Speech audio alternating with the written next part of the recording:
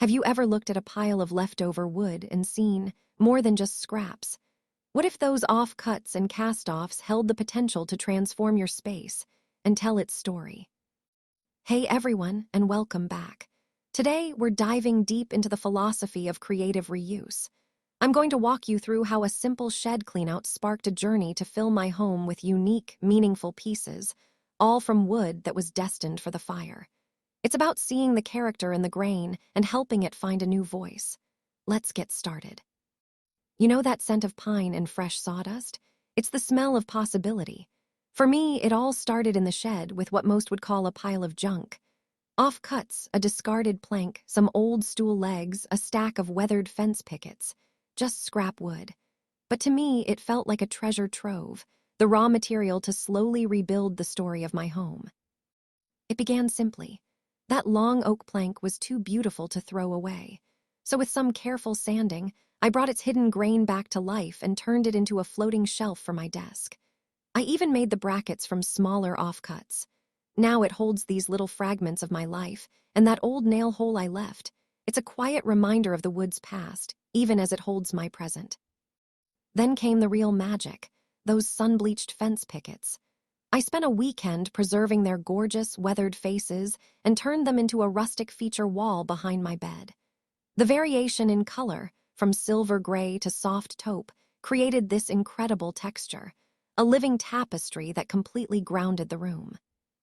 And the smaller scraps, they found purpose in all sorts of whimsical ways. I pieced together chunks of pine and maple into abstract geometric art for the hallway.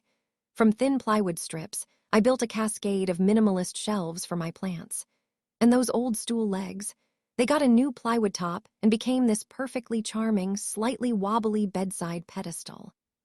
But my proudest moment was the patchwork coffee table. I took dozens of tiny tiles from different woods, oak, walnut, cherry, and assembled them like a wooden mosaic. Pouring that smooth, clear epoxy over the top was like sealing the whole story in place. It's the centerpiece of the living room, a real conversation starter. Looking around now, the house feels narrated. Every piece has a secret history. These projects did more than fill empty spaces. They filled my home with a sense of accomplishment and a really personal connection. They're proof that with a little vision and some sandpaper, you can build more than just decor. You can build character.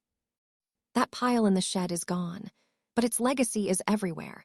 In every warm, wooden whisper that this home is truly, authentically made.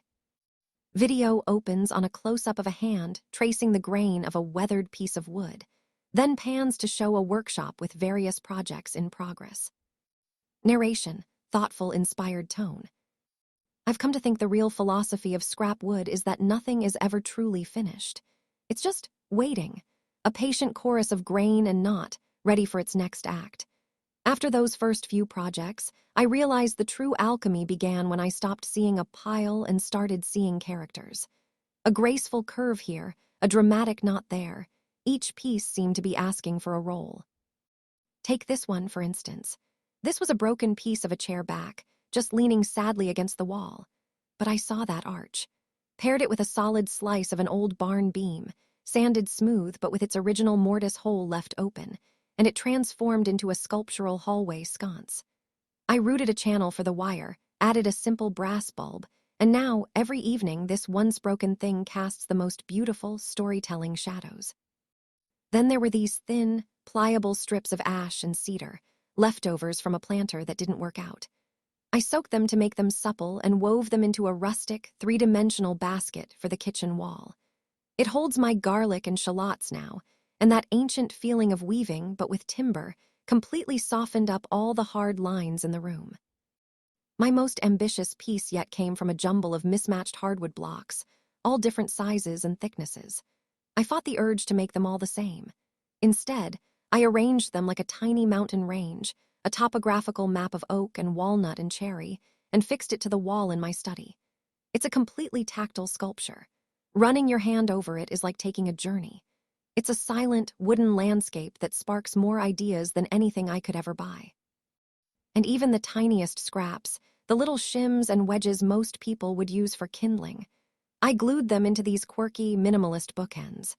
They're a quiet little lesson that every piece, no matter how small, has its perfect balance and purpose. The beautiful thing is, these projects have started talking to each other. The angles in one shelf echo the pattern in a table. The silvered gray from the bedroom finds a friend in the weathered cedar of the kitchen basket. My home feels less like a series of rooms now and more like one continuous, evolving story, and the main character is the wood itself. And the story isn't over. The cycle just keeps going. A friend recently gave me the leftovers from her own project, these beautiful strips of smoked bamboo. They're leaning in my workspace right now, just whispering about what they might become next. A set of floating ledges, a dramatic lamp. The scrap pile is a renewable resource, a library of possibilities. The sawdust will keep falling, the sander will keep humming. My home will keep growing, chapter by wooden chapter. It all comes down to this slow, satisfying art of listening and simply helping the wood find the voice it already has. And that's the beautiful thing about this process. It never really ends. That pile of scrap isn't a problem to be solved. It's a library of possibilities, always renewing itself. Every knot, every curve, every weathered surface is just waiting for you to listen. I hope this inspires you to look at the overlooked pieces around you, whether it's wood or something else entirely, and see the potential for your own story. It's not about being a master carpenter, it's about being a curious storyteller. If you gave any of these ideas a try, or if you've transformed your own scraps into something wonderful, I'd absolutely love to hear about it. Share your stories in the comments below. Let's keep this conversation and this creativity going. If this journey from scrap pile to soulful home resonated with you, then consider this your official invitation to join our creative community. Subscribing means you'll never miss what we build next. Here, what you'll get is part of our channel. First, you'll get a steady stream of transformation. We'll tackle everything from simple weekend projects, like turning a single plank into a stunning shelf, to more ambitious builds that teach new skills. Every project starts with a simple question: what can this become? Second, you'll find practical inspiration, not just pretty pictures. I break down the how-to in a way that's approachable, focusing on the mindset and techniques that make creative reuse possible, no matter your skill level. You'll learn how to see the potential in everyday materials. Most importantly, you'll join a community of storytellers. This isn't just about woodworking, it's about the stories we weave into our homes.